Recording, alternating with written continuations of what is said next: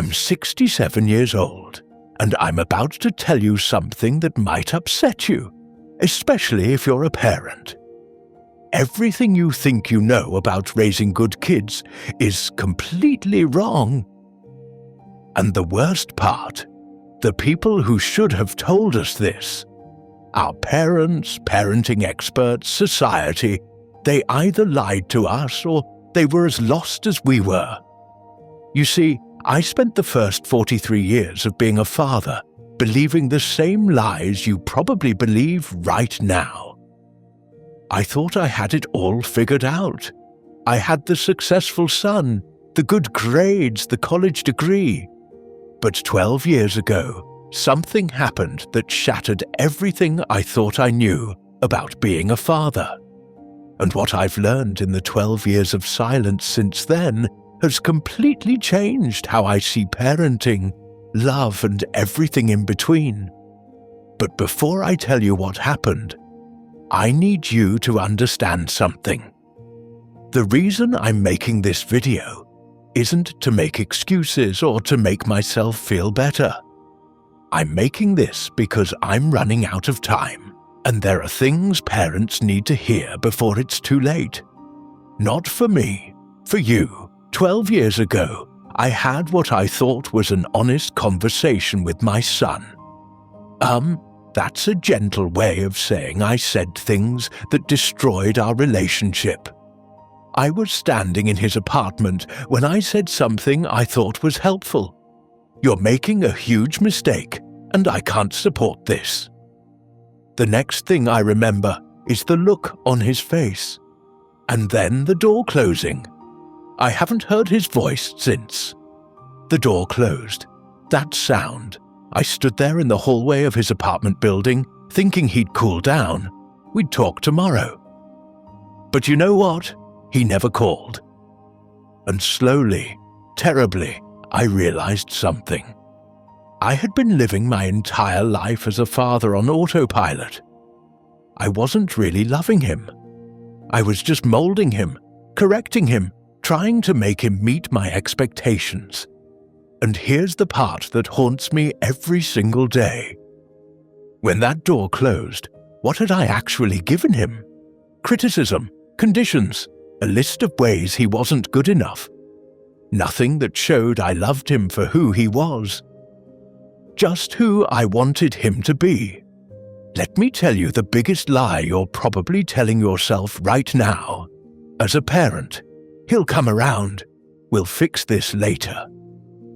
When he's older, he'll understand I was right.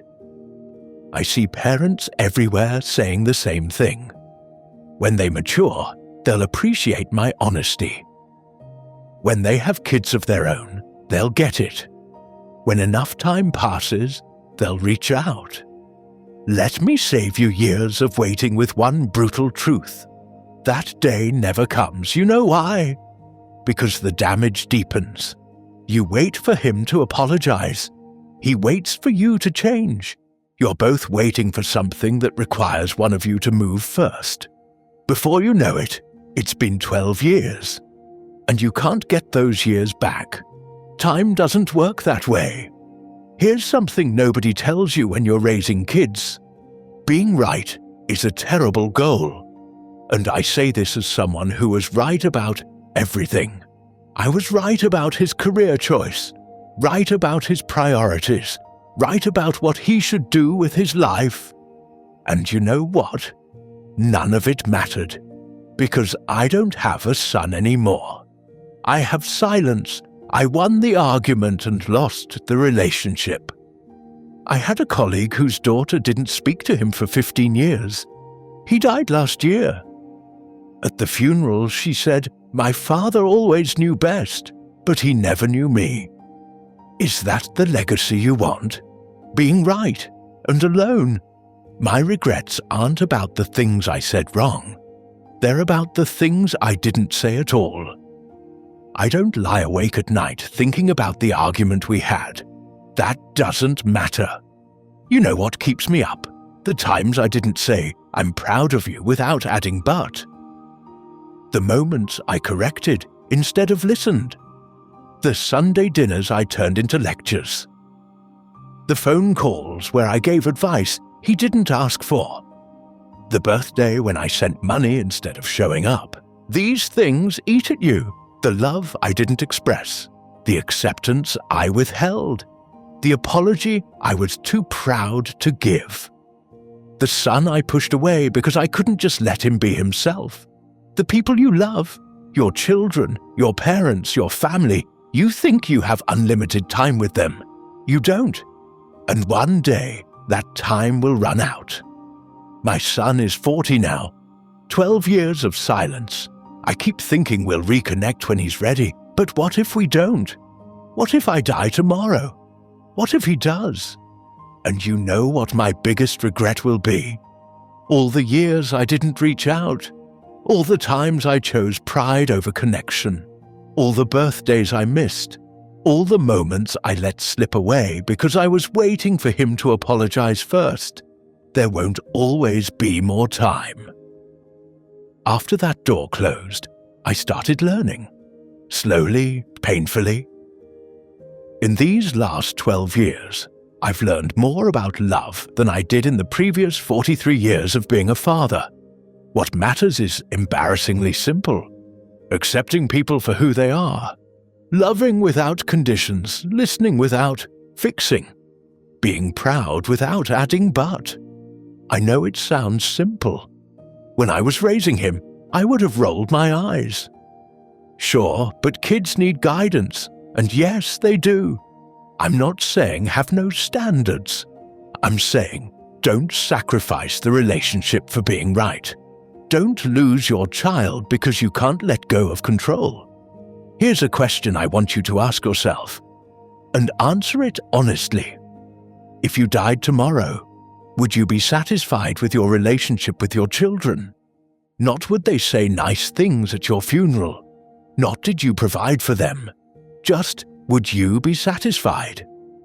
If the answer is no, then what are you waiting for?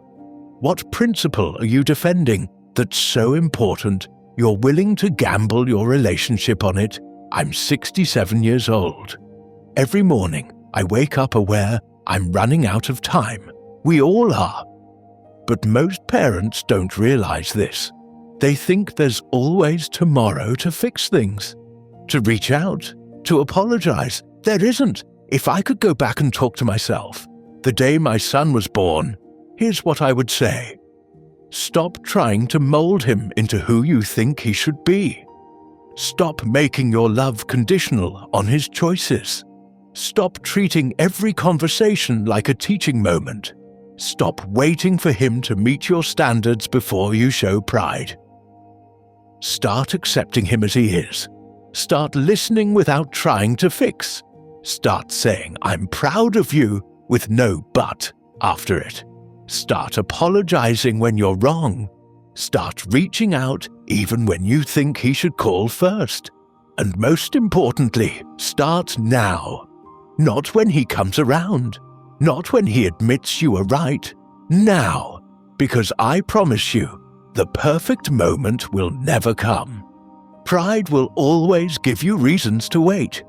But if you wait, you'll wake up one day and realize you waited your relationship away. I'm 67.